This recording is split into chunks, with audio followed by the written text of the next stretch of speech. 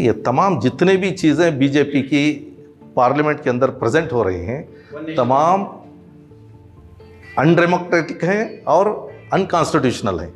आप हिंदू राष्ट्र बनाने के बारे में उनका एक स्टेप है, और इतने हज़ारों मज़हब वाले, हज़ारों लैंग्वेज वाले, हज़ारों कल्चर वाले इस मुल्क में रहते हैं। गंगा जमनी तहजीब है।